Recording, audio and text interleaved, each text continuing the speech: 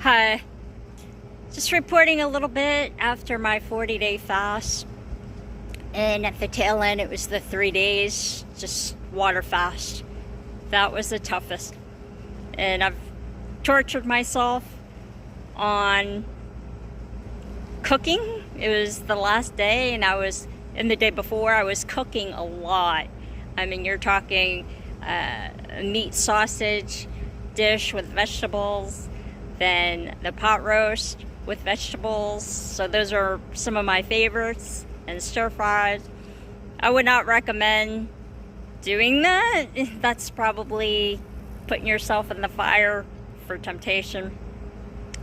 Folks, there was numerous times where I just wanted to sample the food, especially when I got the spaghetti sauce on my hands, and it's like ready to lick my fingers, and I thought, nope, I can't do this. So reporting back on all this, I'm grateful to be able to do it. And one of the main reasons I did this 40-day fast, it was my very first, the Daniel's fast, was to break some bondages, okay, in my own life and just for people, and then for the nations, to focus on the nations, for the election, for the U.S. So I do recommend doing this fast, because it just goes to show we're desperate for God. Even when we don't see what the fruit is. So minister speak on our prayers, that all of our prayers count. Okay, Jesus sees and has record of every single prayer that we have. And you know, when we feel desperate, when we are starting to be in despair, that Jesus can work last minute. So from this fast, on the very last day, I had a personal situation and just some personal things I'm dealing with. I feel like I've had some breakthroughs, and even today, things that I've been dealt with. So I'm really grateful to be able to do this, you know, because it also shows that, yeah, I feel like it can withstand certain temptations, and you know, fight for, hey, I want better. God, I want you to show me more than where I'm at. And for people in general, sometimes it takes, you know, doing things like this. It shows our hearts, our minds. Okay, I'm sharing the side with you that I know I would love to see next time I do this.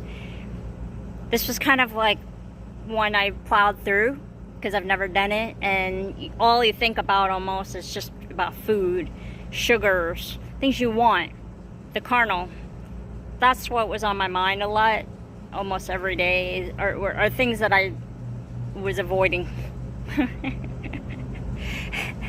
And everything seems to get heightened, you know, and then even more so coming out of it, because I didn't do the midnight, I did 11 o'clock midnight, and I ate a bigger meal. My stomach was hurting a little bit because I probably ate too much of the medley and the dishes I had made a few days before. So that's probably not something you want to do. But what I did on the last 3 days, you can start getting headaches if you're not drinking enough water, the purified water. So I was okay, because the last time a few times I did 3-day no water or no food, just water fast, I would get shaky, just really weak. So that didn't really happen as much this time. And I want to say that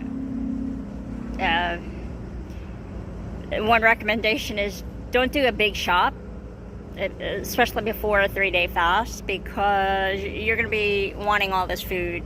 And I didn't realize I was thinking a few days later or something that I had more time to do my 3-day fast, and it just crept up so fast. That month, September, went so slow for me. I don't know why, it just went super slow. Oh, so one thing spiritually is next time I was guilty of this, to not be in the Word as much as I wanted to. Like, I really wanted to be in there an hour, a couple hours. And that didn't really happen. And I still got distracted. Some days I didn't read my Word, like first thing in the morning, that type of thing, giving my first fruit. So that's one thing I would like to change next time. And the other is to look more for what God will do. And this first time I did this, I wouldn't say I saw miracles per se, even on my health. Mind you, my stomach had some stomach fat out. My little pooch. I think we all can develop that, because I haven't been working out lately for a while, and would like to get back to that. And after this is through. So that my health, my neck and elbow, it did get a little better, but then the last week I think I started getting more intense just with my nerves, so I started scratching them more. And so there wasn't complete healing with that or anything. So that's it. I hope you can do the Daniel's fast. The last week I wanted to eat more vegetables, like I said, and I ate the meat and vegetables. Some fruit. The last week I tapered off the fruit, but not as much as I wanted to. After this 40-day fast, I believe that God heard these prayers for the nation, for people in bondages, and to break them. I've heard from ministers to keep praying over bondages. Just be an expectation that when we pray and cast them out, that God will remove them. And a lot of times things are just so slow here on earth. We want them done immediately. And that's not how God works. He does it when He wants, however He wants. So, good day to you. Happy Columbus Day. May you get set free in every area of your life through the King, Jesus Christ. I also want to say that a couple opportunities came up from this, and as I figured, one of the hardest things to not have was the coffee. And every day I wanted coffee, because I was used to having it a couple times a day prior. And that went on for and then it went on further into the second week, because I wanted coffee. So the first 2 weeks was the hardest, not having any coffee. So of course, after the fast, the next day after my fast, and I had a cup of coffee. It was so good.